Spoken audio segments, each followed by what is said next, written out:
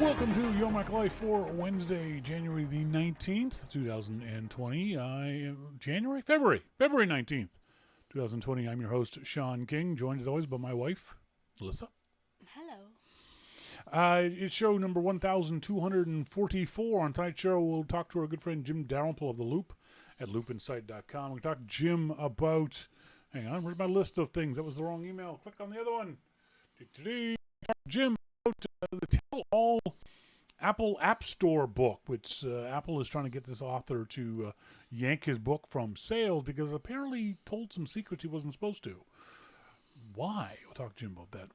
Off-the-clock bag searches. The story of Apple is making employees stay after work while they search their bags for stolen material. It's not uncommon in retail, but Apple has said that the employees are not on the clock, and therefore Apple doesn't have to pay them while they do this. So we'll talk about that. And is iOS Adware? A developer wrote a story earlier in the week accusing Apple of not following its own rules and using its power to show us adware.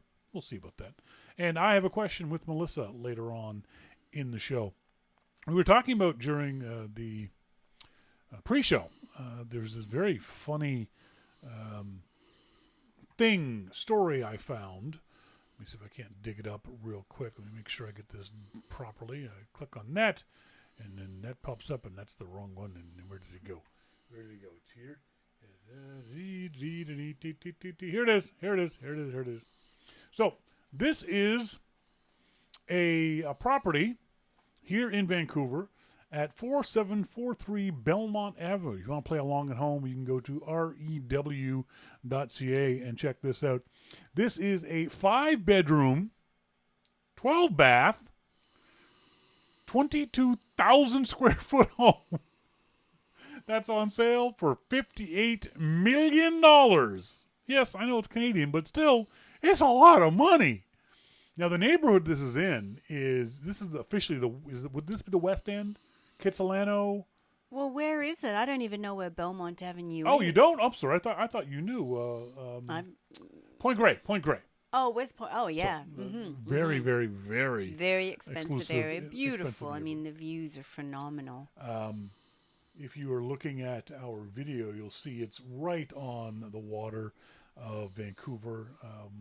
At this area called Spanish Banks. If you've ever been to Vancouver, you've already visited Spanish Banks, but you can imagine the view.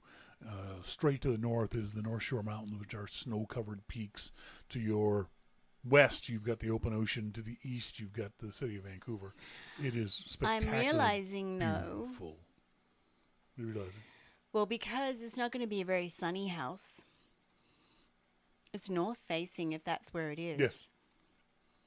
So, This is where the fun starts. Let me just pull this up so you guys can see it at full screen. So that's the backyard. Okay, it looks nice from the backyard, right? Would you agree? How many doors do you need? But okay. That's right. That's a good question. How many bathrooms do you need? So let's take a little tour of this house. So there's part of the view. You see the mountains off there. You're going to have oil tankers or cargo ships in your view all day long. Those ships are there all the time. There's never a time I've seen there haven't been. After 9/11, the harbor was empty. It was very, very surreal. I don't like the grounds. The grounds are very, very fussy, very sterile. And then your gardeners will come and the whole freaking day. And as Melissa says, how many doors do I need? Give me a door and that'll be my door. Why do they have 4 doors? Who did that? And what's with all the ornate carving on the? I mean, come on. What are you trying to be like what are they trying to do? Oh, great big gold frames on their art. They've got gold frames, gold candelabras, gold statues, gold. What are those things called? Chandeliers. Gold wall sconces. And that's what those doors are. Those doors are here on the left-hand side. The obligatory pseudo-spiral staircase. Yes. Now, I like the skylight. Yeah, it's in the cool. middle up the center. That looks kind of neat. Mm-hmm. Oh my God! What is that to the right there? We'll see. Hang on. You'll see the right. But look at the floor and that shit on the left-hand side. Ew. And that's the off in the distance. That's the main door, cathedral door. Come in. Okay. This is going out back to the backyard. There's your spiral staircase again with the gold That'd be fun to go down on, wouldn't it? That banister. gold trim on everything. And what's this here? This is your Your average fountain. average fountain. Yeah. Ew. Ew, it's horrible. You know what kills you with this? Can you see it? The fireplace. You've got a fireplace here, but no there's one's sitting around it. There's no way to sit around the fireplace. No, it's not cozy. It's like some display house for. I bet you they came and stayed in it for a month out of the year. And it's ugly ass furniture too. Horrible. Look, why have they made it so like Buckingham Palace-ish with all the. So that's the room you were asking about before. It looks like it's a bar of some kind. Let's go to the bar. Let's go to the bar. Okay. I don't mind it. It's not, considering everything else, it's not the ugliest room in the house. Let's just say that. Okay, this is tolerable, if only because there's alcohol here. Right. Oh. Okay, now this is where shit gets weird. Mm-hmm. I'm assuming this is the dining room, but why do you have 2 separate dining room tables? Because 2, 4, 6, 8. So you have 8 at each table. What if you only have 10 guests? Yeah, that's Two right. guys You guys go over there. Why didn't they just put them together? I know. Ew, And it's an ugly ass room. Look at that carpeting. that is so gross. That's just disgusting. This is the kitchen. It's not even. It's not even that well. I would have. I mean, I have to tell you, if I had money, my kitchen would be a beautiful big country kitchen with, you know the sort of stoves I'd have. It's an awkward shaped island there in the middle. Well, they don't Look at- cook. They have a cook. Look at the microwave just sort of sitting on the countertop. Like, why isn't your microwave inset somewhere? No, it's the kitchen. Well, they don't cook. These These people. don't No, cook. they have their own chef. But all the stuff in the ceiling is just butt ugly. Again, this is $58 Horrible. million. What's with the 2 stools at the end? That's right. That's it. Oh God! And then, so this is the probably the entertainment room. You got this lame ass TV here. Oh, that is awful. The TV, obviously, on the left hand side, the TV comes out from the wall, but there's no way to look at it. No, like what are these 2 chairs on the? Is that a fireplace over to the left there? This is gonna be a fireplace on the left hand side. But again, you can't sit in unless you pull these chairs around. And look at that ceiling. I mean, good Lord. That is just ugly. And just, could you get a more boring leather couch? How many places do you need to sit? Oh. And why do you need a shower big enough to do laps in? The shower is too big. You're gonna freeze your ass off in that shower. That's true. It would happen. Well, maybe it's got heated floors and things. Nice view from the shower. Yeah, but why is there this giant plant there? Well, they've got giant plants all over the place, and that's... And this plate on a pedestal. Plate on a pedestal. Here in the center. Oh, yeah. Oh, I hate pedestals. We've been watching The Sopranos, and his house in it, they have pedestals everywhere with great big giant fake vases of flowers. Look at this shower. So there's the shower head on the left-hand side, right? Mm. But on the right-hand side, you've got a hand shower. So you have to walk 5 feet to get to the hand shower. Yeah. It's just awful. Just get the whole family in there. Even their swimming pool's ugly. Oh, that's awful. Ew. It'll cost a fortune to heat it. Because here in Canada, the hydro is so expensive. Look at their plants everywhere. And they've done their sort of a British Trying. Yeah. But yeah, that's what $58 million will get you in pretty cruddy deck in furniture for Vancouver, folks. That's just utterly amazing to me. That's what we were talking about this on the pre-show. Why do people who have that much money have that little taste? It seems like it's, inverse. If you have a shitload of money, you've got no taste. I know. Which would mean that we have all the taste in the world.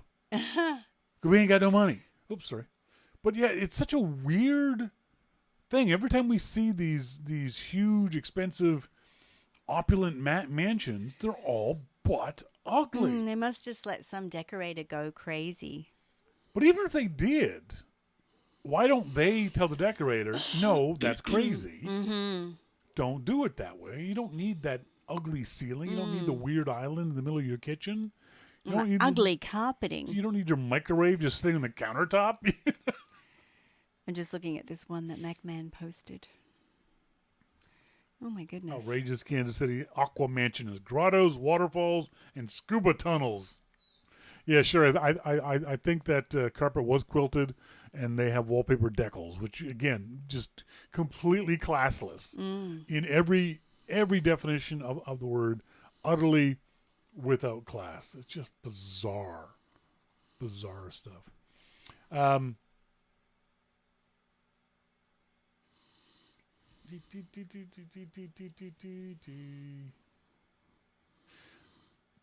hope everybody is where was I going with that?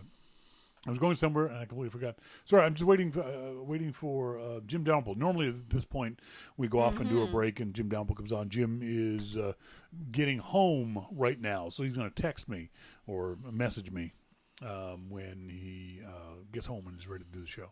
So just want to let you guys know that. Just FYI, it's been another full week of doggy stuff, and our cats are getting, I think, a little more tolerant of the puppy. Yes. No, Mandy doesn't seem to mind at all. And Wallace does this. Like, are you leaving? Well, I don't know. See, now I don't see it that way. I think Wallace's reaction, those meows that he does, is more along the lines of, "Who are you? Why are you here?" But they're very. We have no problem with them. The only issue is Bruno, the puppy, will occasionally playfully bark at the cats. He obviously wants them to interact with him. He does, yeah. He probably thinks they're kind of a dog creature. Yeah, he does that downward dog thing. With his tail up and his butt up in the air, his tail wagging. He looks at him and goes bark, bark, bark. Mandy, I think they both ignore him. Mandy will leave just because stop making that noise. Yeah, she seems completely unconcerned. We've had several outings now. Almost, well, he goes out every day, but we've had several at least longish outings every day. Local dog park and the beach and things like that, and he's been fantastic. Still sleeps through the night. Boy. He's just an amazing puppy. He'll cry now to go outside and do his business, but we've been pretty good on getting him out there. Yeah, we let him sleep when he wants to sleep, but as soon as he wakes up, we take him out. Mm-hmm. If he's crashed on the bed while we're watching TV, we just leave him there until he stirs. And no, come on, let's go. Mm-hmm. So I think we've had almost very few 36 hours with no little accident. Yeah, so that's pretty good for us. Yeah. We're taking him to a manners class. The only issue we have, and it's fairly minor, but we want to nip it in the bud, is he can be quite aggressive is the wrong word, but rambunctious. Once he gets comfortable with other dogs in a dog park, he doesn't know when to stop playing, not rough, but even as a little kid would, not knowing his own strength and bowling over smaller dogs. Yes, he does bowl over smaller dogs, and I think he gets carried away with the crowd of them. And I felt terrible that other dog at the puppy training on Sunday that he just wouldn't leave alone. And the lady was saying that the other dogs, like really high pitched, was feeding into him. Yep.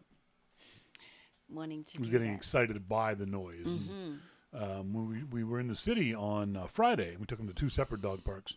And the big dog's there. He roughhoused with them just as much as they roughhoused Oh, with him. yes. The funniest thing was we were at the park on Sunday, and he found another dog almost exactly his size, his age. They're both 4 months old, cute little black and white thing.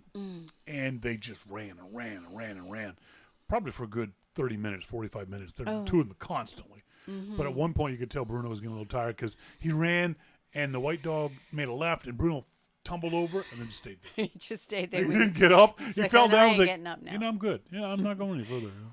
Yes. So yeah, he'll And Damon took him out today. Had a big outing with his big brother. he's gotten very good with treats. We made homemade treats. That didn't come out very well. If any of you guys, Sherry, know of a homemade treat recipe, we did one with tuna, eggs, and flour, and it didn't taste too bad. Yeah, I tried it. Shawn wanted to put them in Rory's lunch. It was just tuna, This eggs, is how and he flour. treats the boys. Let's just give Rory some of these dog treats for lunch. I did it to Damon. I was pretending to cut them up, and Damon walked by, and I said, "Here, try this." He said, "What is that?" I said, "Just try it." And I pretended to put some in my mouth too, and he put his mouth and went, "What is it?" Because I'm a fairly good baker and cook, and he was like, "What is this?" I went, "Dog treats." So, you bastard! Come on, give me a treat. You want to come and say hello to everyone? Come on. He's not a real glutton either. Like, he put down his dinner and he'll kind of approach it very quietly and slowly. Come on. Doesn't want to. Bastard. Oh, God, I hate animals. We're going to talk about this with Jim later on in the show, but we want to get Melissa's opposite opinion. The stink I caused. I showed Melissa the video, and you guys may have seen it, of the woman who reclined her seat on, I think it was an American airline flight, and the guy behind her just started to punch at the seat. He wasn't like pounding on it. He was just forcefully tapping on it for quite a period of time. And she starts videotaping him. He's like, "Yeah, okay, I'm just going to read my book and do this because you've annoyed me." Now, let's have it be stated from the get-go, he's a jerk, okay? He's a jerk for doing that. She's a jerk for putting the seat back when he asked her, when he didn't want her to. And then, so I posted this story on the Loop, and it blowed up. People were just against it, for it, hating on each other. So what do you think? And now you have the advantage or disadvantage of being tiny. So what do you think about reclining your seat? Under what situation would you recline your seat? Well, it's funny. I've never been, and I've been on long flights. I've never been in a plane and actually turned around and said, "Do you mind if I recline my seat?" I've never done that. Yeah. So that's never been something that's come to my mind. But do you recline your seat? Sure, yes, I do. But you don't ask the person behind you. You don't No. check with them. You don't look to see what they're doing. You don't see if they're working or watching a movie. Well, I don't. I recline it very slowly, and sometimes not all the way, just out of respect Yeah. if everybody's awake. Yeah, but I do recline it. And tell people what you were saying about our flight to Portugal.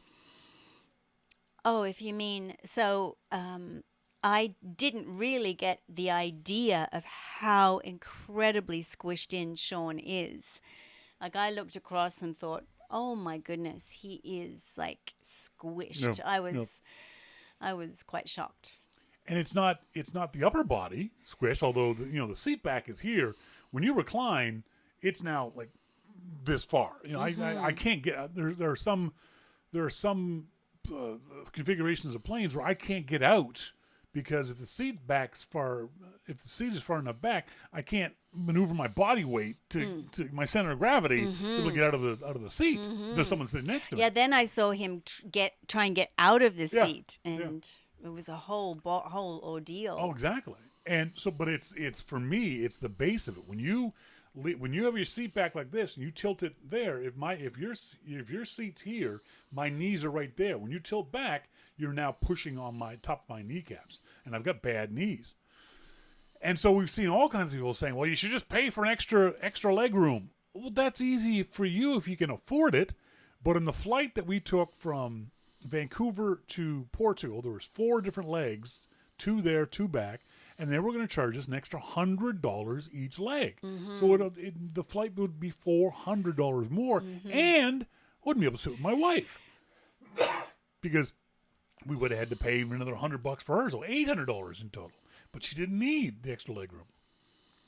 So it's an issue, and as Mo has pointed out, as I pointed out in the story, and as you said, we're blaming the wrong people. We should be blaming the goddamn airlines for jamming us into coach this way. If you're going to have reclined seats, then have them reclined so that there will be no complaints from people. That's right, exactly. Have them recline in a way that doesn't impede the person behind. Now, the problem is, in the case of that video, the guy was in the very back of the plane. His seat didn't recline. And I've been in emergency row seating where my seat doesn't recline either. It's not so bad because you've got a lot of space in front of you for emergency row. But if you're in the back of the plane and you can't recline and the person in front of you reclines into you, you're now sitting at the top of their head for the next X number of hours. So yeah, I can see why he was upset. I get that. For me, and I don't care if you agree with this or not, this is self-preservation for me. I literally will do this. And I will put my arm up against your headrest and prevent you from reclining backwards. Because when you recline, you're going to slam into my knees. And I've seen people turn around and look at me. And they don't say anything because they turn around and look at me. But it's like, I'm sorry, you're not putting that seat back into my knees for the next 4, 5, 6 hours. I'm just not going to allow that. I don't care if you paid for it. I don't give a damn. I don't care what you think about me. You call the stewardess, do whatever you got to do, but you're not putting that seat back into my lap. I just refuse to allow you to. But at MacBand, I usually pay extra for more room. Yeah, if you can afford it. But if for example, us flying to Australia, it's between $1,000 to $1,500 a ticket. You tack on another $200 for extra leg room, or $400 if you're 2 people because you want to sit together. That's $2,000 a ticket. That's not cheap. It gets very, very expensive.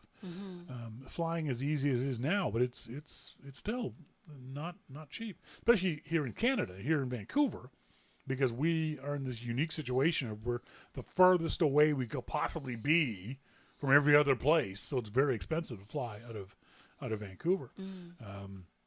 So yeah, it's an interesting story, interesting issue. Well, that we did pay extra for on the way home From Portugal. And the difference was for Shawn. Well, he slept. It was so different. The whole flight was different. Yeah. But again, we should be blaming the airlines for this. I agree. The airlines People are the one who are pitting each other, pitting us against each other. And getting on flights and doing it all is hard enough. Yeah. The whole process is humiliating enough. Whether you now having to attack or be attacked by your fellow passengers for doing stuff like that. One person said, "Well, I have back issues, well, I have to recline." But I have knee issues, so you can't recline. That's unresolvable. There's no way to resolve that issue between those 2 people. If I let you recline, you're slamming into my knees, so I'm going to be uncomfortable for the flight. But what you're saying is if I don't let you recline, you're going to be uncomfortable for the flight. Someone's going to be in pain. As simple as that. It just and then it comes down to a Darwinian system of I'm bigger than you are, and I can do this for 3 hours. I can hold this seat here. You can't sit there and push that button and push back for 3 hours. I can do this for 3 hours. I had no problem doing that. Shawn hated me on the flight because he looked down and he saw me, swinging my legs. Like, literally swinging her legs. With my ankles crossed. And I didn't do it to egg him on, but he looked down and he just said, "I hate you right now." Little frickin' hobbit's feet didn't even touch the ground. It was awful. Folks, later on the show, I have a question with Melissa. The question is, how'd you do that?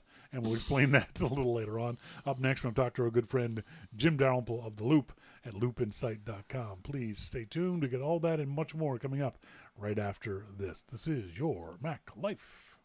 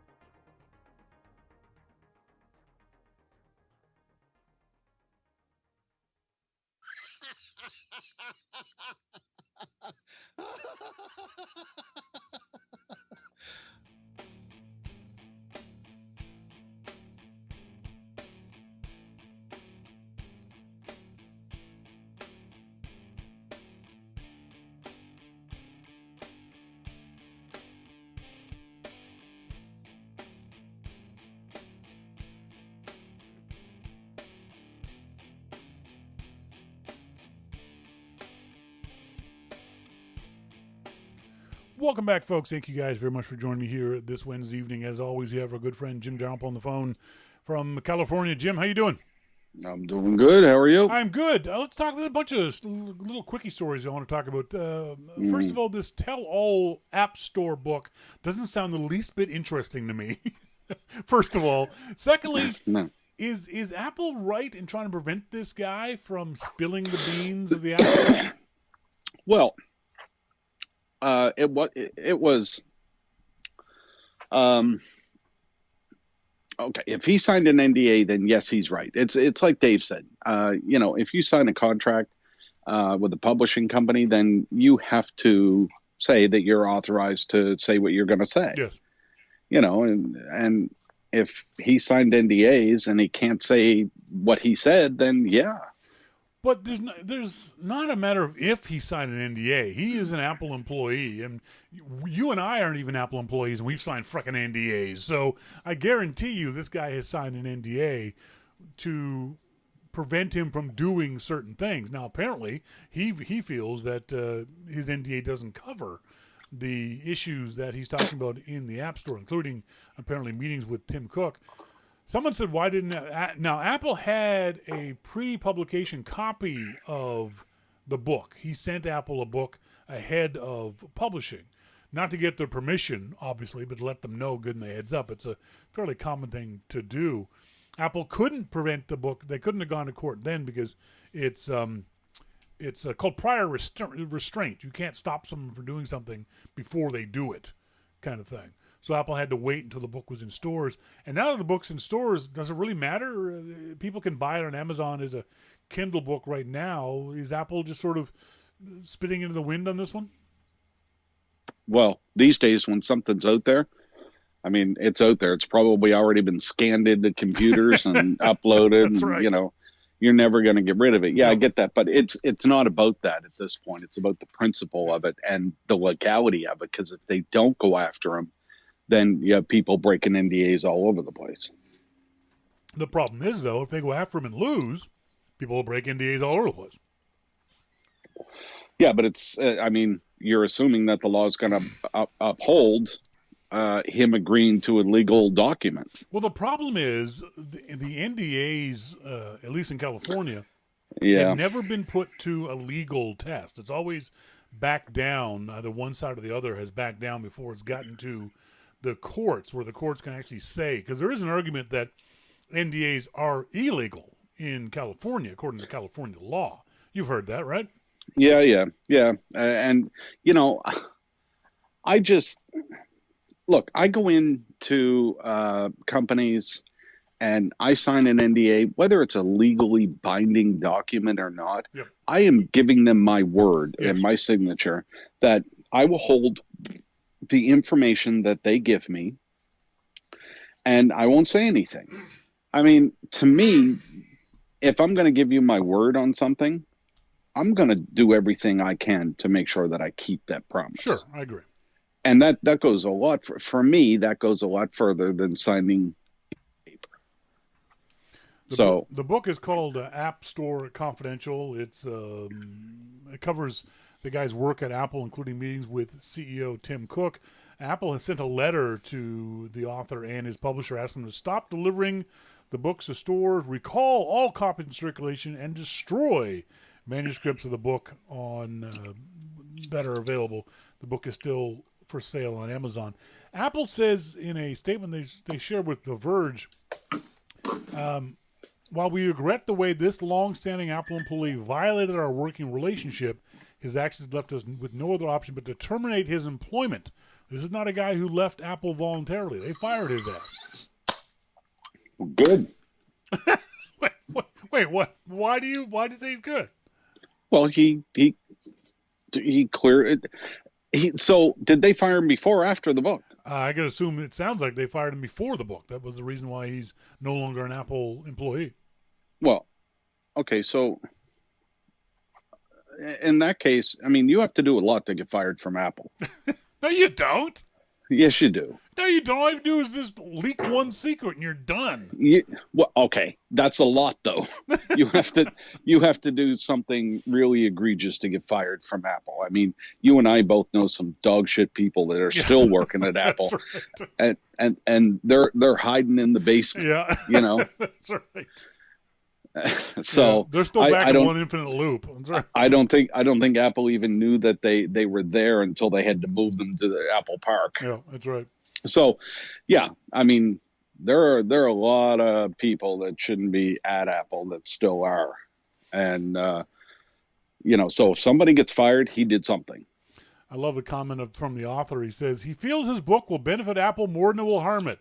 That's not your call, dude. That's right. You can't break.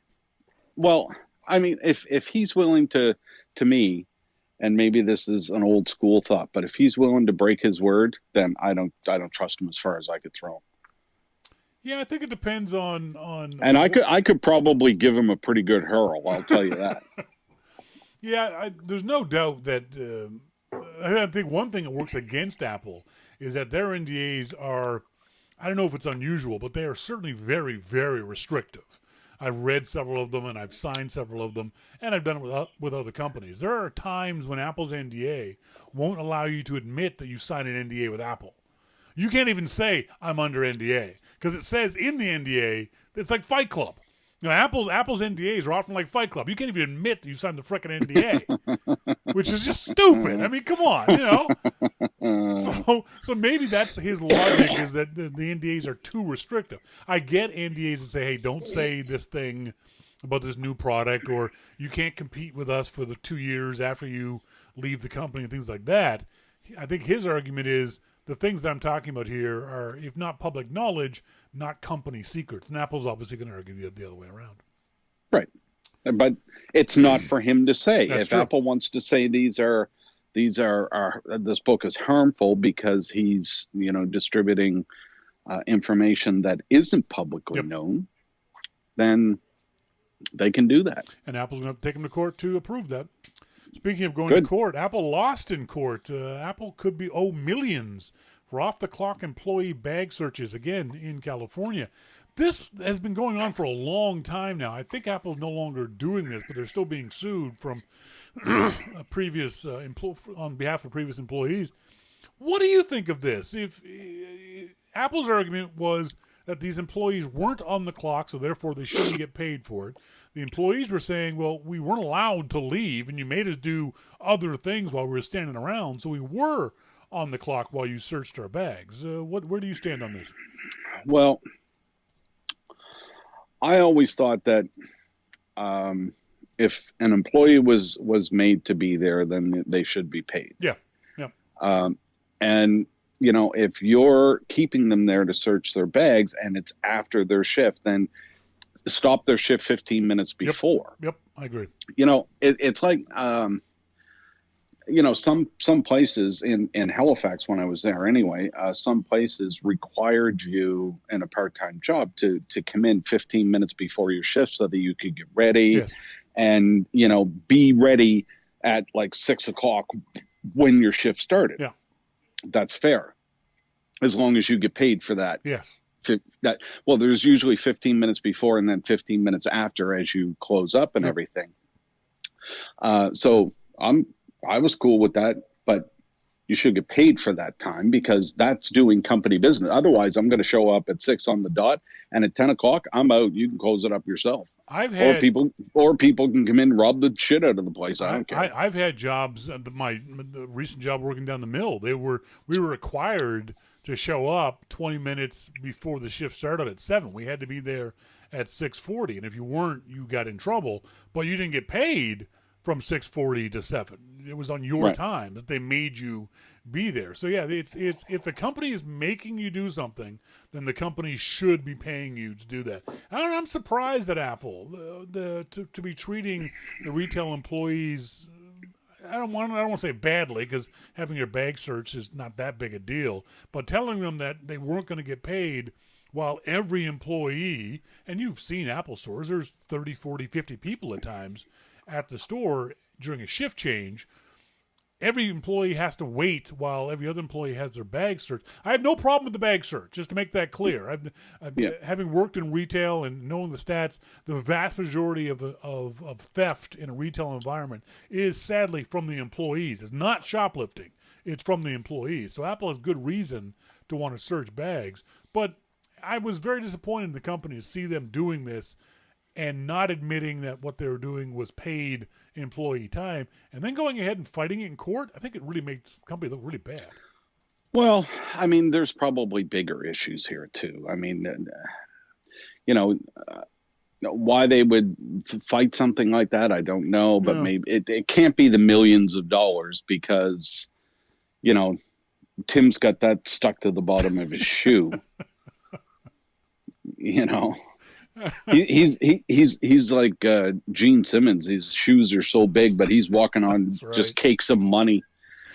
So it can't be because of that. There has to be a deeper reason. Yeah. Like maybe they're expecting to get sued in some other area because of something else.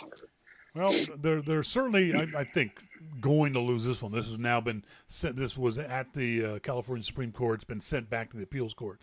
In theory, this could end up at the U.S. Supreme Court, but I don't think it's going to go much further than this, if only because this ruling seemed pretty clear. If you're making the employees do things while you're also making them wait to get their bag searched, then they're under your control. And according to California law, you got to pay them when you do that. Well, I would think according to any law. I mean, if the company is making you stay, then, okay, I'm on your dime then. Yep, that's right. That just seems fair and common sense to me.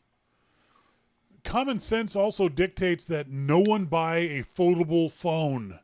Oh, my God. Oh, my God. They're all crap. Have you been following these? The Galaxy and the Motorola and everything sucks. Well, I could have told you that when they started coming out, but doesn't it surprise you even a little bit that they sucked this much? I mean, when it comes to sucking, these things are spectacular. They are spectacular. But, everybody's trying to be that first one that gets to market with something that actually works. Yeah. And the technology is just not there. But it's just not. My point is that it's obvious the technology isn't there. It doesn't take a rocket scientist to break one of these things. It takes a child. It takes anything. It takes using them to break it. And why these companies think there's some sort of first mover advantage to being the one who trips and falls flat on their face, I don't know. Why would you subject yourself and your company to the kind of abuse you're going to get by putting out this crappy product? And not only that, it then taints the entire pool for everyone else. Even if Apple was going to bring out a folding phone this September, which they're not, by the way, they'd be going, oh, wait, hold up. We don't got to jump into this. We got no reason to get involved in this whatsoever. It's the same thing with, other technologies that came along. And, the netbook was a big one. Yep. Everybody had a netbook, and they sucked so bad. They were so awful. And all the analysts said, oh, well, Apple has to release a netbook just to keep up with the competition. And I remember, this is on the Loop, I remember, that Apple will never release a netbook because it sucks so bad. That's right. They will release an iPod Hi-Fi, but they will never release a netbook because the iPod Hi-Fi was awesome. Best speaker ever. Jesus. Mosquito says they're just shoveling out crap, hoping people will overlook the flaws. But it's not possible. These are not flaws. This is not a bug in the OS. This is a issue that causes it to be non-functioning.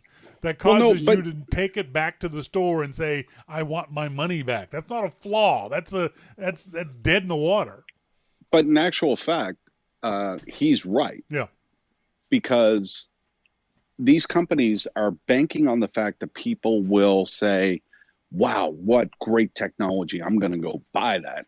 And they want to try and hold on to these people as they get, the second and third. And who knows, it could be the sixth generation before there's one that actually works. But hey, we were here first. We pioneered this whole market. And, just overlook us for now, but overlook the flaws for now because we're fixing them. But yeah, we pioneered this market, not Apple. But from my point of view, I don't like that argument. If only because if I buy a product and it sucks as bad as this product, I'm not going to buy the second version of that same product. I'm not going to buy the third or fourth version. You've turned me off your product. So if I bought a Galaxy Fold and it folded and broke, I'm never buying another Galaxy Fold as long as I live. Well, you're saying people would buy the Fold, it's going to break. They'll buy the Fold 2, it might break. They'll buy the Fold 3. Oh, look, it works. That to me seems counterintuitive. Or they'll buy a different company's Fold, possibly, and then they'll go back and buy this company's Fold, and and then all of a sudden, however many years down the road we are, Apple comes out with one that actually works, and these companies say, well, we pioneered this. Yeah. I mean, there is a lot of things that companies try and do. I mean, a lot of companies copy Apple from HP and Samsung. Everybody copies something that Apple does. But, at least Apple waits till the technology, for the most part, is mature enough to actually work. Yeah, yeah. And they take a difficult problem and make it simple. These companies are taking a difficult problem of folding screens and just completely fucking it up. And then sorry, go ahead. That to me, there's no excuse for. And the other aspect of this is that this is another example, as we've seen so many times in tech, of a problem in search of a solution. Did we need folding phones? Now, I'll be the first one to admit I loved my original Motorola Razr phone's form factor. The phone, the OS, sucked, but the form factor was great. But do we need folding phones nowadays? Is the market crying out for a phone that's folds in half, but is now twice as thick as it was before? I think it's a problem looking for a solution. I honestly don't think that is the issue. I think the issue is that these people want to be in front of Apple. Yeah. I really do. I think that's what it comes down to. When the technology is there and is ready, and let's say that Apple comes out with a folding phone in 5 years because the technology is so great, you can twist this thing in a knot, and it'll still come out looking brand new. Well, these companies want to be able to say that Apple copied them or that they were, I think that's what it's all about. I really do. I think these companies are jumping the gun to get something out there just so that they can beat Apple at some of these technologies. Because every time they turn around, they're getting their ass handed to them. even when it comes to headphones. Yeah. Oh, yeah. I mean, the AirPods Pro. I mean, God, I'm talking to you on them right now. They're so great. I love them. And other companies are just sitting back saying, God damn. We got beat again. And they did. They get beat on the Apple Watch and the iPad and everything. They just get beat on. So you say you're talking to me now on the Apple AirPods Pro, and I will say to you, to your face, if you were on video, I think you're lying. I'm not lying. Why would I lie? The sound quality of that is so good. I'm amazed that those are the AirPods. Do a FaceTime video. No, I don't want to look at you. Jesus, okay. What's wrong with you? But I mean, obviously I'm being facetious, but that's a testament to the quality of the AirPods, the AirPod Pros. That if we went back and listened to some other audio of this show before you had the Pros, I couldn't tell the difference. Monty is saying, I'd never guessed Jim was on AirPods with this audio quality. And we've had some shitty audio quality in the past in the show. But when it works well. And this sounds like you're in my headphones, like you're in the same room with me. It's the sound quality of those AirPods is so good. The hell are you snickering about? You're not using the AirPods, are you? I am. I'm sending you a picture. Oh, you're... There it is. There's the picture. All right. I'll put... Oh, my God. Folks, all right. You know what? The audience, this is your own fault. You wanted this picture. As soon as I bring it up, you'll understand why. I'm just warning you ahead of time. You may want to look away. Avert your eyes. Because this is not pretty. Come on, messages. Jesus.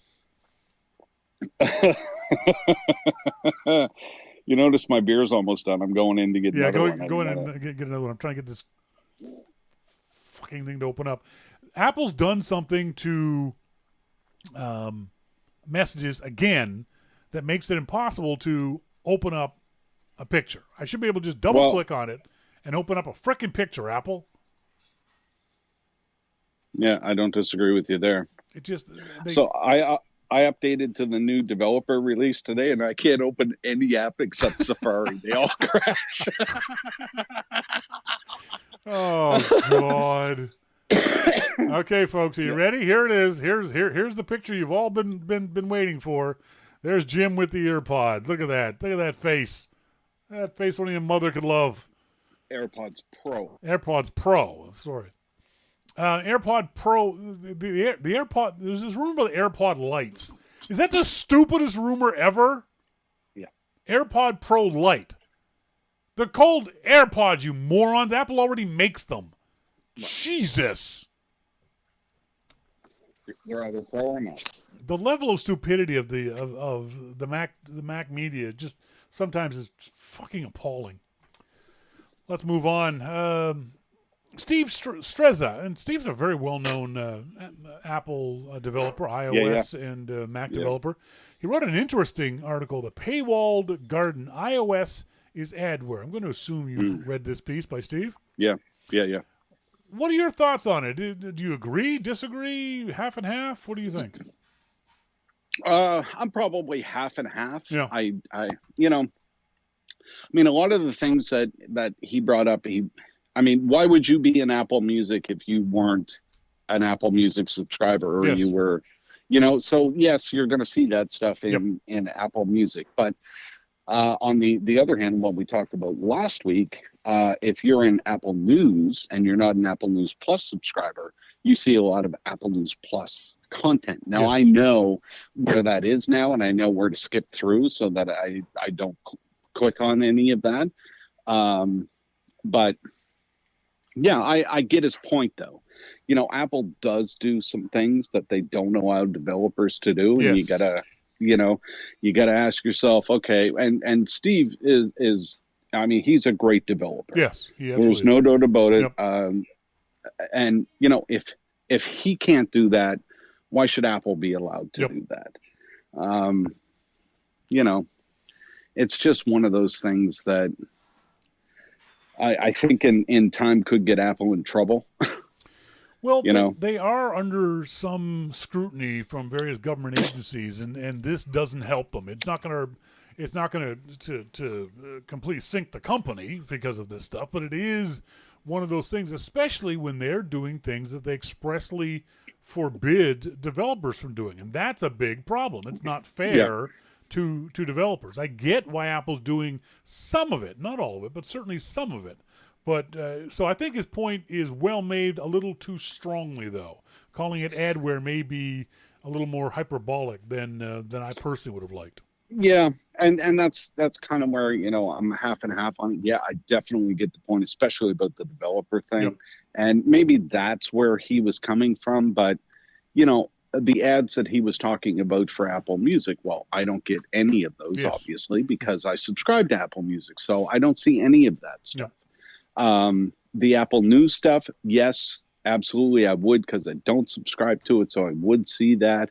And I would assume, even though I subscribe to Apple TV, I would assume if you don't subscribe to Apple TV, every time you turned on Apple TV, you would see ads to subscribe to Apple TV. Yeah. I just assumed that would be the case, and I think that's fair. Yeah, for me, the problem with Apple TV isn't so much that, because I get like you, I'm a subscriber. It's the fact that Apple TV Plus shows me all this stuff that I don't get. HBO shows and Hulu shows and Amazon shows. I don't show me that stuff. I don't get those services. So, or at least make it very, very clear that this is where so I don't, because there's so much content. I don't know who's bringing out what. So I'll go to Apple TV Plus and I'll see new show. Oh, that's cool. I'll watch that. HBO. Oh shit, I don't get HBO. Just don't at least let that be an option. Preferences, something. Don't show me things of services I don't have access to. That's just annoying and waste my time. So can you not get HBO, or yes, do you just not subscribe to it? I don't subscribe to it. Okay, so you can get it. Yes. Well, that's part of the marketing for Apple channels, isn't it? Yep, exactly. It's an Apple channels thing, but I've got HBO on my Apple TV home screen. You can hide those apps that you don't use for and Major League Baseball, NFL, and CBS, and that kind of stuff. So let me do the same thing with Apple TV Plus, which I'm nominally, in theory, paying for.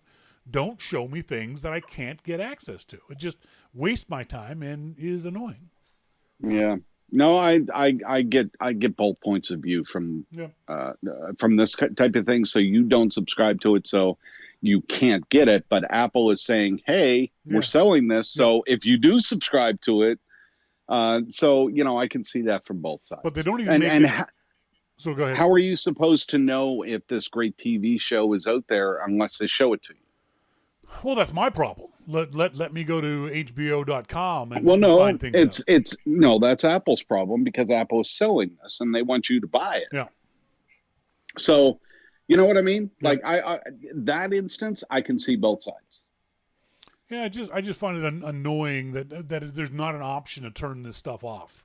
That it's always in your face. That every time I go to Apple TV Plus, I see a whole list, and then I'm sitting there with the kids. Hey, can we watch that? No, we don't get that station. Can we watch that? No, we don't get that station. Well, they just look at it this way. Every time you subscribe to a new station, Tim gets a new box of cookies. And Tim needs his cookies. So you need to subscribe to more stations, is what I'm hearing you say. Tim can do what I do, is make his own damn cookies. There you go. This has got to be the inadvertently funniest story I saw all last week and this week, and created a huge firestorm on the Loop. I don't know if you noticed this story on the Loop, but this woman, Wendy, Steelers fan OG on Twitter, posted a video of her talking about this guy, Jackhole. He called the guy a jackhole. He was angry that I reclined my seat, and he punched it about 9 times, she said. Oh, yeah, I did see that. Hard, at which point I began videoing him, and he resigned to his behavior. The other jackhole is the American Airlines flight attendant who reprimanded me and offered him rum. So I posted a story on the Loop called A Definitive Guide to Reclining Your Seat on an Airplane. Now, let's make it clear. There is no definitive frickin' guide to reclining your seat on. There isn't one, okay? So don't even try to play like there is.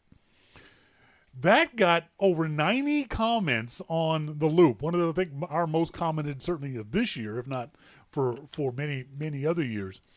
Where do you stand on to recline or not to recline? I don't recline. At all, ever?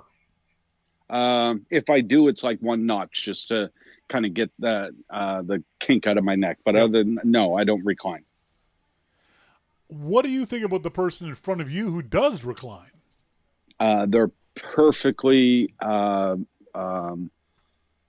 welcome to recline as far as they can. And for those people, I have to get up like 5 times a minute and I stand straight up. So I almost knocked them 3 rows ahead of me. Yeah. So No, seriously. So you go for the passive aggressive way of doing things. Oh no, I'm very aggressive.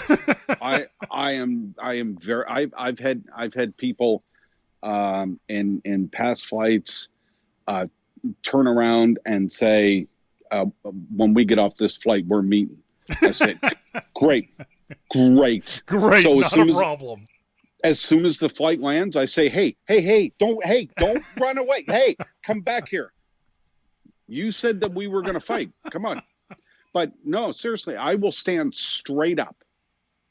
And if I can't stand straight up and be able to go to the bathroom, then your seat is too far back. Yep. So if you happen to get whiplash because I knocked you into the headboard in front of you, that's not my problem. And I do not stand straight up, hit their seat, and jolt it forward and then apologize. Yes. I do it and I look at them and smirk. Yep. So most people will get the point.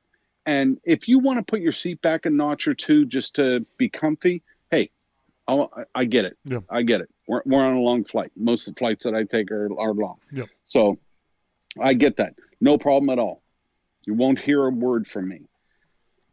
But you put your seat back all the way, or God forbid, if somebody ever stuck their foot up, I would light. Sorry, I lost you, Jim. On their armrest. Hang on, Jim. Go back. If someone did what? Put their foot, bare foot on my armrest, I would light it on fire. I seriously would. I would light it on fire. I wouldn't go that far, but I certainly would move their foot off. I would elbow their foot or lean on their toes or something. I'm sorry. I'm not touching it. I'm not touching their stinky old feet. I would light it on fire. I've had people do that, put their bare foot up on the armrest between my seat. I'm like, are you shitting me? No, you have not. Oh, I have. No, they've literally. So I'm sitting back, right? I'm uncomfortable. I've got 4 hours of pain, and suddenly I'll move over, lean one way, and then when I go back, there's a foot jammed in between the two seats. And they've got what do you do? I put my elbow down on the top of their foot, and I was like, "Oh, I'm sorry. Did I just crush your toes? Maybe they shouldn't have been there." No, I'd light them on fire. I love the comment from Crabbit Git on the Loop in Sight. He says, he's directing his comment towards me. At 6'3", you think you're too big to challenge. I'm 5'8", and I've beaten the crap out of chaps that think their height and size is an advantage. I pummeled them into the ground. Really, dude? Okay. You just threatened me? Okay. I mean, hey, I don't care if I win or lose. I'll take you on. I mean, right. Whatever. It doesn't matter to me. But just the internet balls of someone just tell me so I can take my teeth out beforehand. You know. That's a lot of money in denture work, yeah. That always messes with people when you take your teeth out before you go for a fight.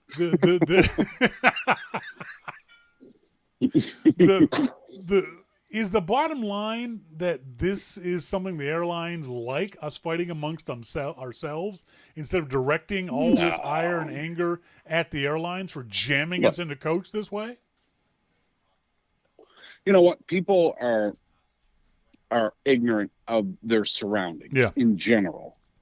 So the other day, I went out to brunch, and I'm sitting there. It's Monday, President's Day.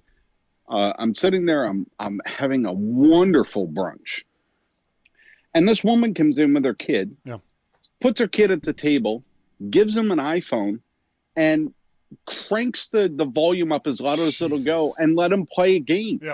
And then she's sitting on her iPhone, looking at whatever she's looking at, and everybody in the restaurant is annoyed except for her. Because her kid, how about putting the phone down and actually parenting your kid?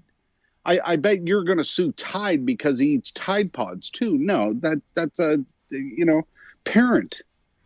Don't come and give him a game to play and annoy everybody else in the restaurant. So, that annoys me. And I shouldn't have had to put up with that because she can't parent her child in a public setting.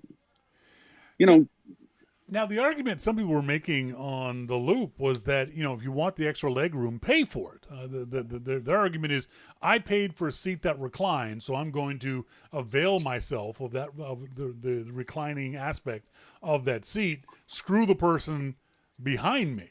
Now, there right. are any number of reasons why that's just downright rude. Someone could be working behind you, and you can't work on any kind of 12-inch or above laptop on that little tray table if the person reclines into your space. It's just not possible. So now you can't get the work done that you thought you were going to get. Someone else in the Loop said, well, you shouldn't be working on the plane. Shut up.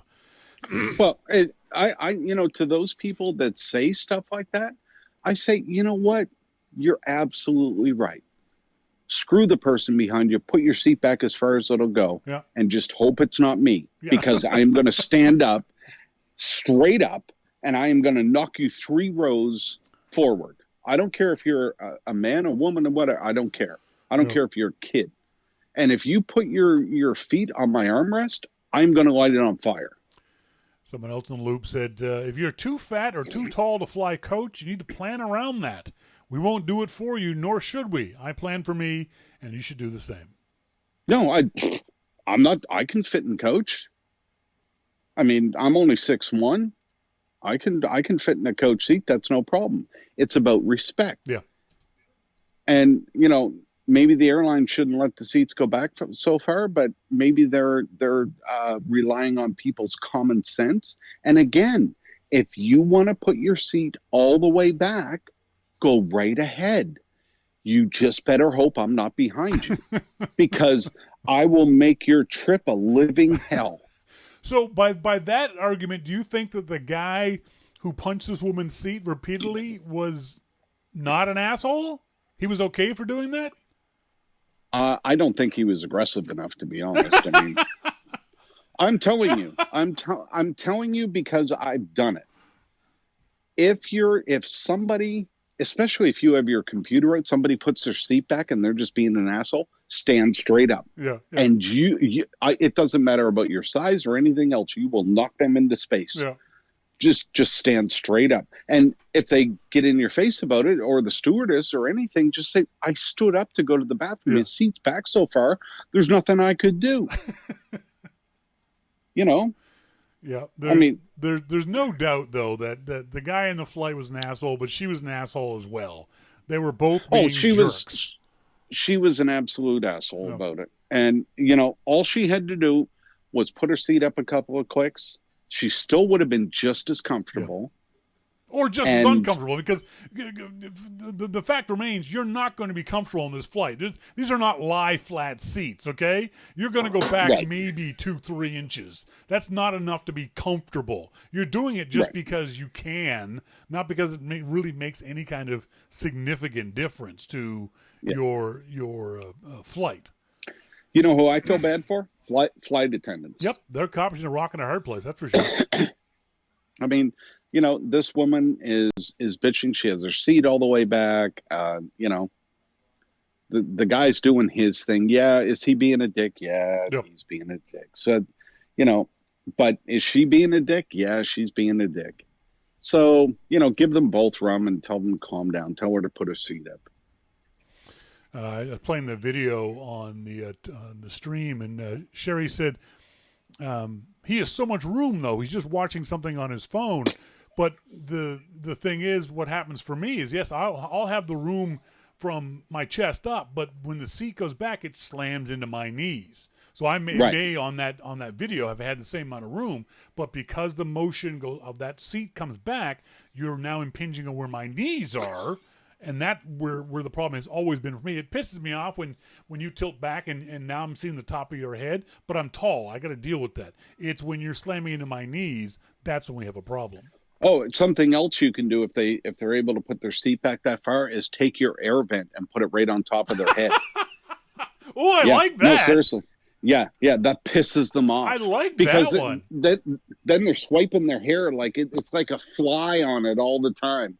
And when they turn around, just smile at them, I mean, You don't have to get aggressive all the No. time. You can do little things. In some planes, some of the older planes, the light would move. Yes, You can yes. turn the light on and point the light at them when they're trying to sleep. So, some of that stuff is pretty good. There's little things you can do. And you just look behind you and see if the person's working. Ask them, would you mind if I put my seat back a couple inches? I'm sorry, it's X number of flight. Oftentimes the person will say, yes, not a problem. Just do it slowly, Right. do it carefully. Frankly, for me, you ask me that question, I'm going to say, no, I would prefer if you didn't because it's going to hit my knees. And I've had people go, well, I'm going to do it anyway. And I'm like, no, you're not. I told you you're going to hurt my knees. I'm not going to allow you to cause me pain. All right? It's just not going to happen. So it can get aggressive. Usually when you're on a flight, if somebody's going to put their seat back, it will go back as soon as they hit 10,000 feet. Yes, as soon as that seatbelt sign goes off. Yep. Yeah. So as soon as that happens, I'm ready. Yeah, me too. And I have put my arm up on the seat. When I feel it going back, I'll let it go back a couple of clicks, and that's it. Yeah. I put my arm up, and you can feel them pushing. Yeah, that's right. Yeah, I'm sorry. That's as far as it's going to go. That's right. And if I do go to the bathroom or something, and I come back and it's all the way back, oh, dear Lord, I am going to have such trouble getting in. You will wish you never, ever saw an airplane seat before. Yeah. Sherry makes a good point. Sherry says, would he have been punching the seat if she was a man? It's a good point. I bet he wouldn't. Well, I mean, I would. I would too. I wouldn't have been that passive aggressive about it. I mean, right. he would. I would have been more aggressive and just or I have asked people before. Yeah. Can you put your seat up some? Yeah. I don't want you to put it up all the way. I'm cool with you having a couple notches. Yep. And people say no. Okay. Yeah. Great. I got to go to the bathroom. Boom. Oh, sorry. Did I wake you? That's right. And those notches aren't very tight. So when you stand up, it pushes their seat up and it stays there. Sorry.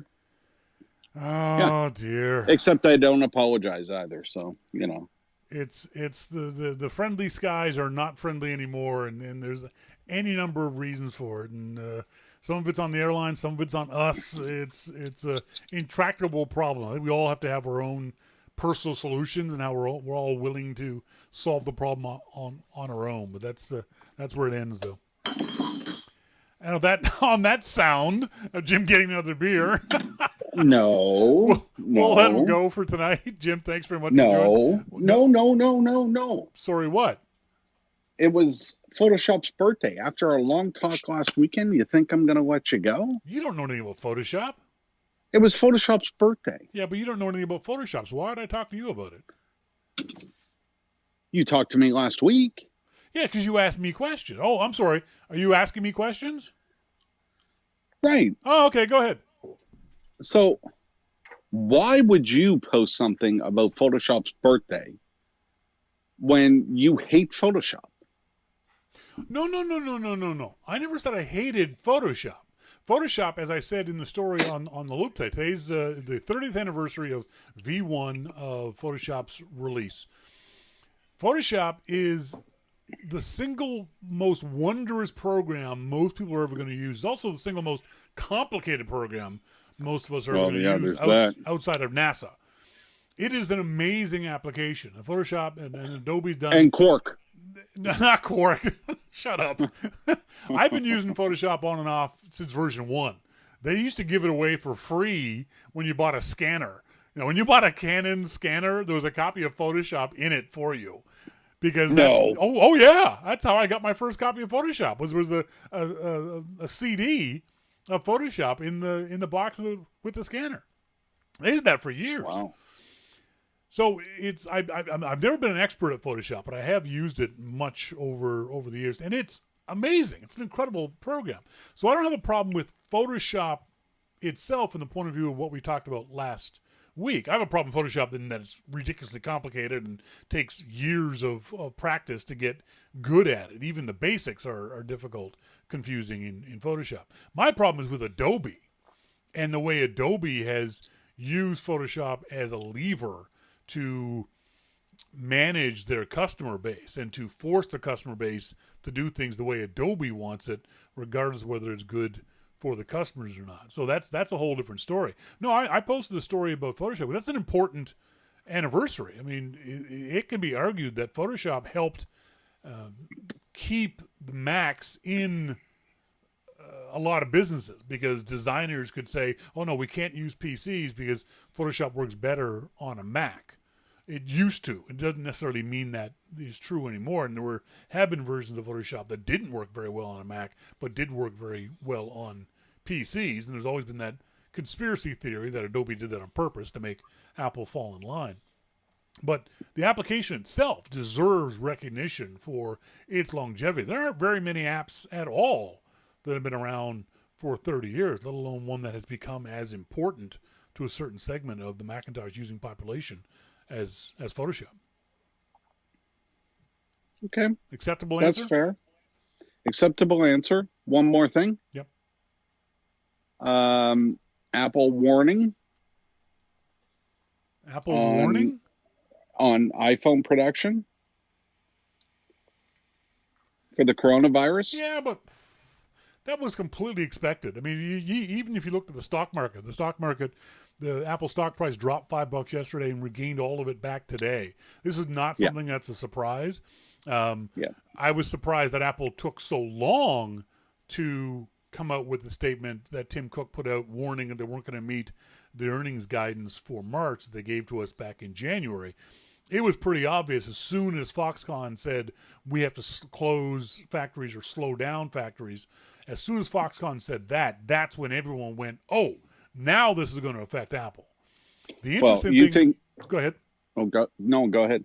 The interesting thing about Cook's statement was how much importance he put on the closure of the Apple retail stores. That the closures of retail stores was going to have a material effect on Apple's March quarter, this Q2 of 2020. That to me was very interesting. They're saying that it's not just the slowdown and closure of Foxconn, it's the closure of the stores, because they make so many sales through their stores in China that these closures, even though the closures were only 10 days, I think, maybe 14 days, and now they're slowing them down. That's a lot for them, though. True, yeah. I mean, when you're selling 11 iPhones a second around the world, you close for 14 days. Yeah, you've lost a lot of iPhone sales. But that's surprising. But yeah, overall, I don't think this was unexpected. And if it's a shock to anybody, they really haven't been paying attention. This is a serious issue. The MWC. You want to talk about something bad? Talk to the travel industry. Oh, exactly. I mean, I mean, what are they going to do with those cruise ships? Burn them? I mean, I would not be caught dead on a cruise ship in general, and I sure as shit wouldn't be caught dead on one of those cruise ships. Right. Unless you show me it's gone through a disinfectant bath underwater, I'm not getting on that cruise ship. So what are those cruise ships worth? The billions of dollars. Yep.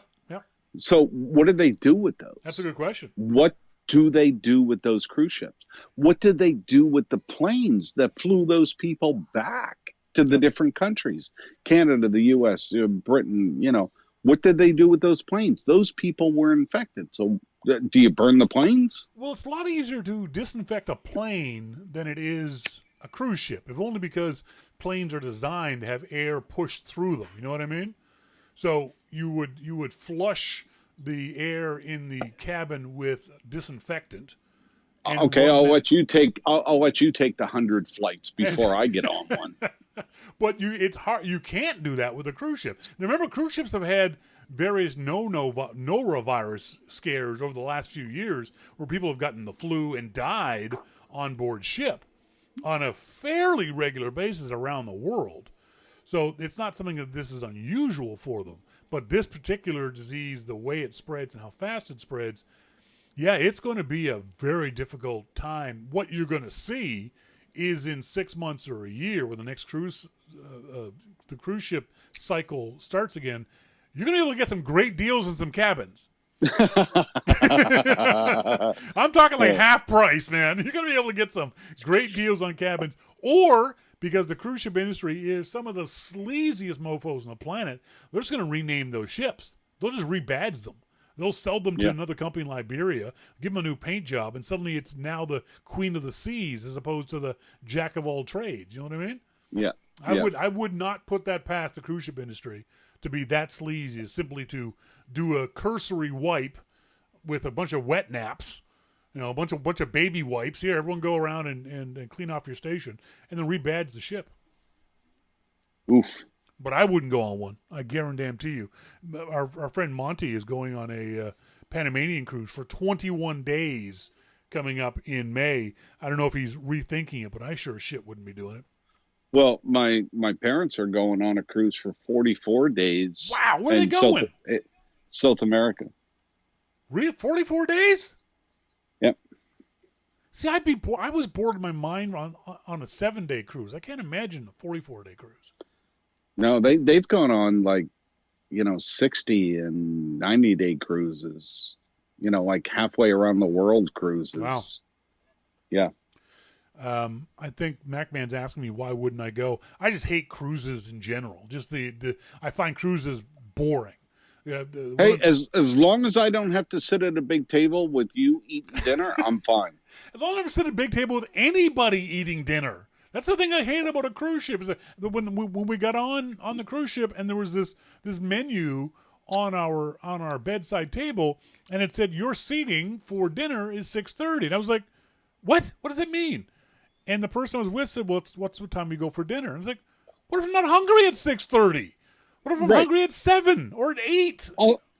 I'll still be drunk at 6:30. Exactly. I mean, And then there was just nothing to do on the cruise ship. When the cruise ship was moving, it was boring as shit. You just sort of stood around and drank beer. And the ocean was calm because cruise ships are designed to you don't feel the ocean. I'm from Nova Scotia. I want to feel the ocean. I want to crash through waves. And I was on the Blue Nose for a summer. I want to be on a sailing ship, goddammit. You want to be on a rowboat, though. Exactly. Let's be on a rowboat in the middle of the North Atlantic. Give me a good old Newfie Dory, and I'll row my ass across. No, I literally found the action, the motion of the ship to be uninteresting. I've been on Canadian Navy ships. I've been across the Atlantic on a Canadian Navy ship. I've crossed the equator on Navy ships. Sailboats, when we were kids, we were on sailboats all the time, but I want to feel the ship moving. I want to feel the ocean, and cruise ships are designed so that you don't feel the ocean because people get seasick. I get that, but I just find it really I don't want to feel it. Yeah, see, I do. I want to absolutely feel why? the ocean. Because there are tiger sharks underneath of you, and there's a rogue wave right around the corner that's coming. Well, dude, a rogue wave will not stop for a cruise ship, okay? That's what I'm saying. It's going to knock you over, and then those tiger sharks are going to go, oh, tiger sharks. And then they're going to see me and say, oof, buffet. Why would you say tiger sharks? Of all the sharks in the ocean, why tiger sharks? Because those are the ones that are out in the middle of the ocean where the cruise ships are. What? No, it's true. It's true. Don't you watch Shark Week? You idiot. Nobody with a brain watches Shark Week. It's all bullshit. I watch Shark Week. Are you kidding me? I am not kidding you. Oh my god! You know it's all fake. There's no such thing. There's no such thing as megalodon. Okay. It's true. No. I saw a documentary and it was called Megalodon last year. But it's not real. Huge. It's not real. No, it's real. It's real. It's not. There is no megalodon swimming in the world's oceans right now. No, it is. No, and it's like as big as Apple Park.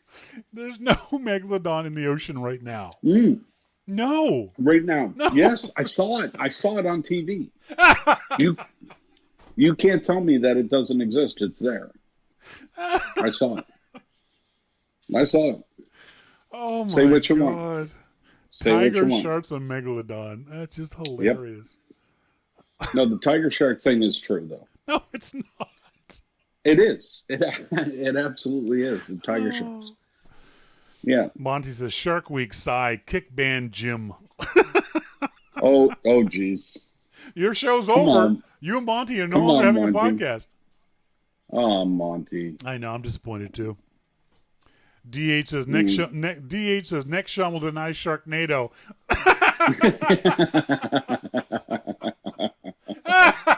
Oh my God. Oh, dear. Yeah. You people go on your cruises. Yeah, not getting me on. Yeah. Folks, You'll be with it. We'll be with a megalodon. I want to say thanks to Jim. His podcast is the Dalrymple Report. It's up on the iTunes store. Thanks, Jim. Thanks. Talk to you next week. Bye. Bye. Frickin' megalodon. What a goofball. And see, the problem is, it's hard to tell if he's actually serious or not, because he believes that crap about schools and kids work better with iPads. So you know what, he might believe the bullshit about megalodon. Sorry, I've got to get my setup right again. When we come back after this short break, we're going to talk to Melissa, because she has her question of the week. So please stay tuned for this and much more foolishness. This is your Mac Life.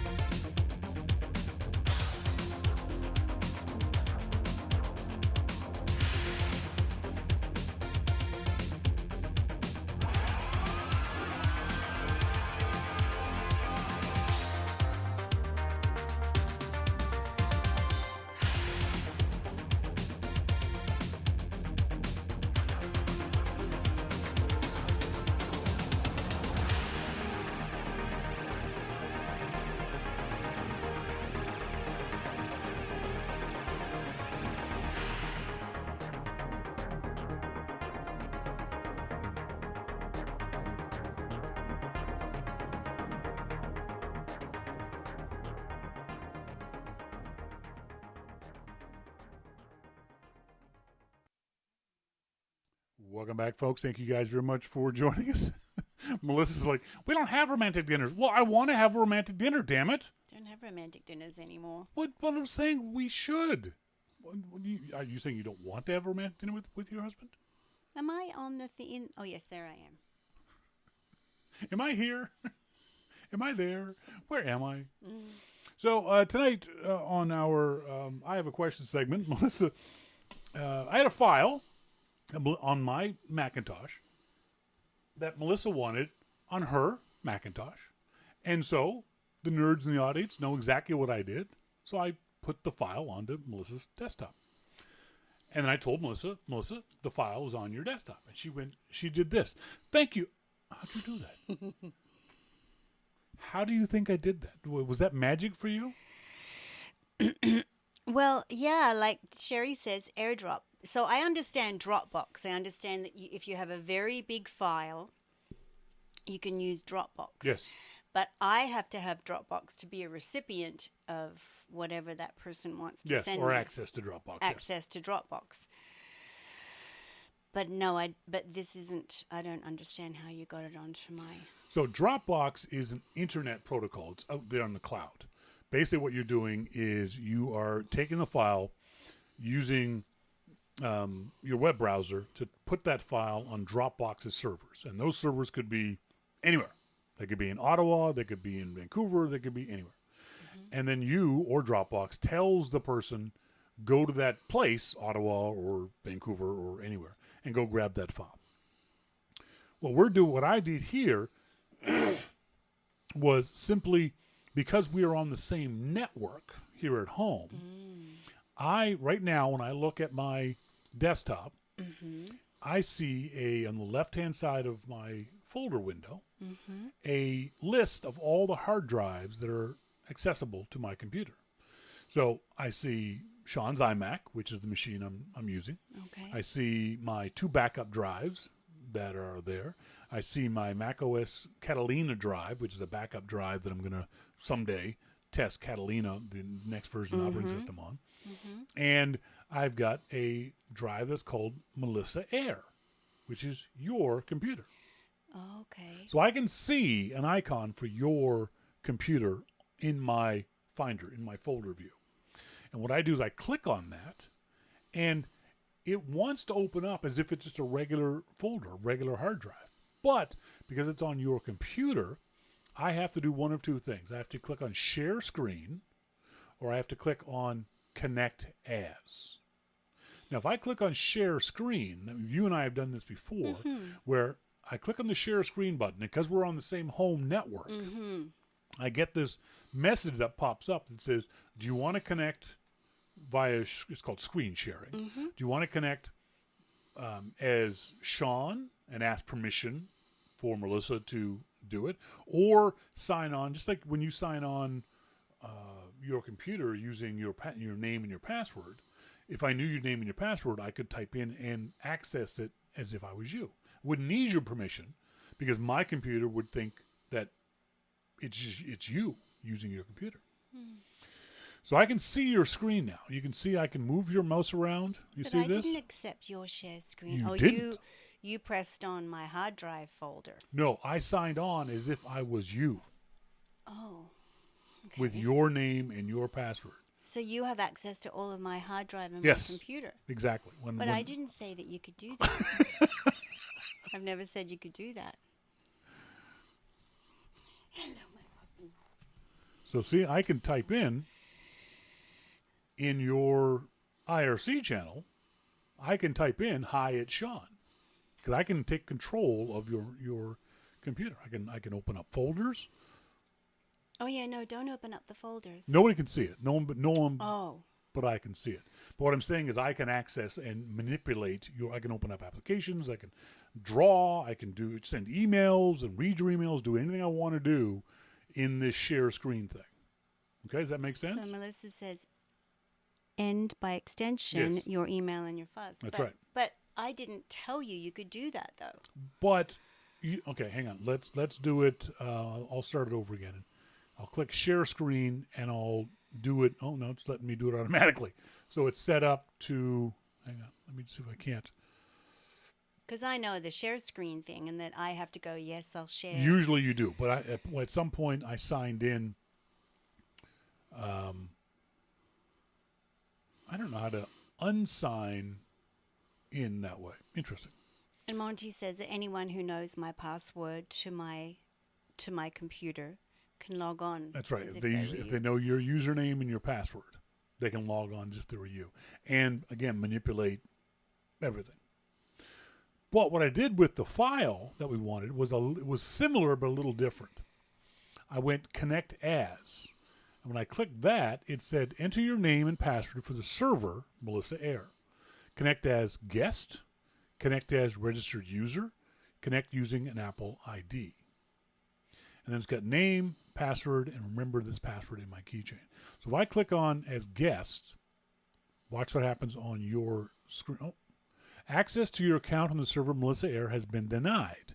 Contact your system administrator for more information, which means your computer is set up so that a guest can't look at your files, which is good. That's a good thing. So now I'll click on using Apple ID. I'll use my Shawn at yourmaclifeshow.com Apple ID. Click connect. And now, because you've given permission of that before, I can see your hard drive. You can't see that I'm doing it. Is there anything up on your thing here that shows that someone's connected to your computer? No. There should be. Hang on, folks. I'm going to go off screen here. Second. I'll be right back. Interesting. There is no indication. Okay, that's fine.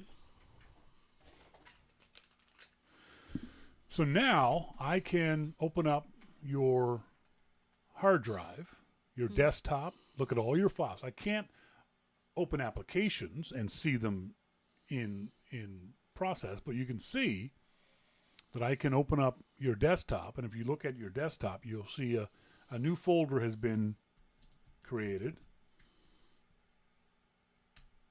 What's the new folder called? Hi, Melissa. That's right. I just created a folder on your desktop.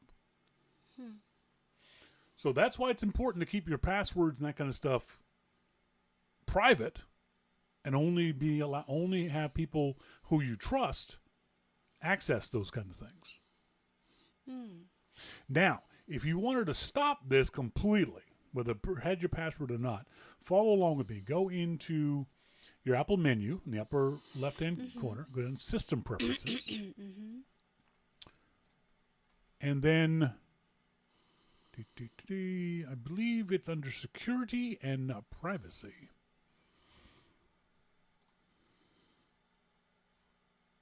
Is it? Maybe it's not. I haven't done this in a long time. I've forgotten. Where is it, folks? Sharing. Sorry, there's a folder there called Sharing. You see it? It's a blue folder with a little yellow. So click on Sharing. You'll see computer's name. It says Melissa's Air, right? And then on the left-hand side, you'll see a list of things, and you'll see on and service. So you've got screen sharing turned on, right? File sharing turned on, right? Should I? And printer sharing turned on. Do you have anything else turned on? I only have screen and file Okay, turned so on. so what that means is that you're allowing people to file share, which is look at your hard drive, or screen share, which is look at your screen. So when you and I, Melissa and I will look at real estate. And rather than me looking at over her shoulder, I'll do a screen share with her so I can see what she's looking at, or dresses, or whatever it might be. So you can turn this stuff on and off as you so choose. So if you don't want to do file sharing, you just click and turn that off. If you don't want to do screen sharing, you just click and turn that off. Oh, I see. You control how this happens. So that's how Thank you. I managed to put stuff onto your desktop without your knowledge. Thank you. As Monty says, anyone who knows your password to your Mac logon can log onto the computer as if they were you. Monty is skipping a step. They have to know what your username is too. So, for example, Melissa's username on her computer, don't say what it is not Melissa. It's something else. It's for you. See what it says in the upper? That's your username.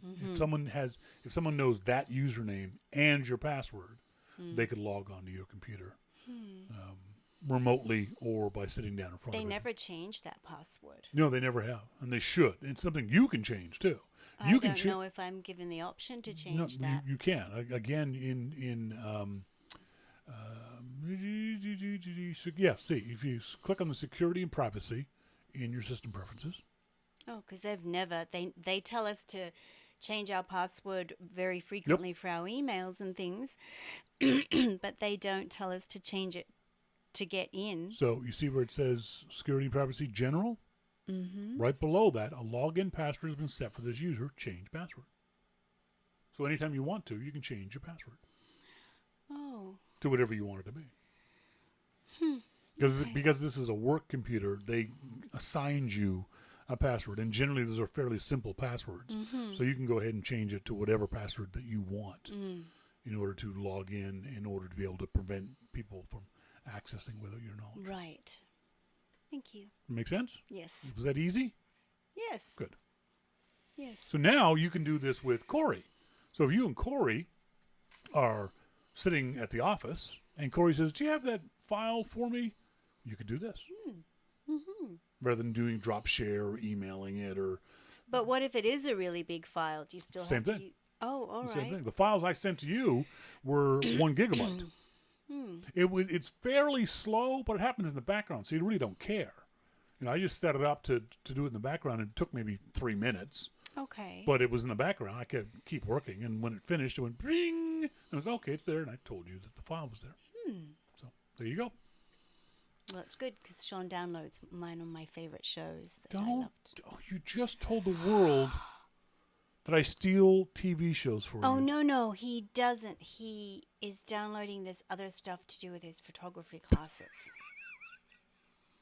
I'll fix that in post. Oh. Sorry.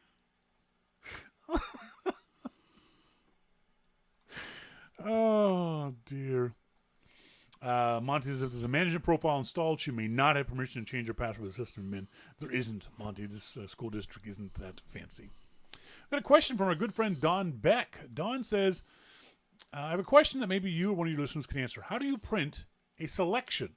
I want to be able to select a section of my text on any app, text edit, and print only the text that is selected. I know many workarounds like copying the text and pasting it into a blank page, but there should be an easier way. I've Googled the problem and found the following. You can do this from Google Chrome, but not from Safari or other text editors. You can buy a $5 app on the App Store that will supposedly do this. Some posts say choose print selection from the file menu. I think that only works on older OSs. Any additional thoughts? That's a good point.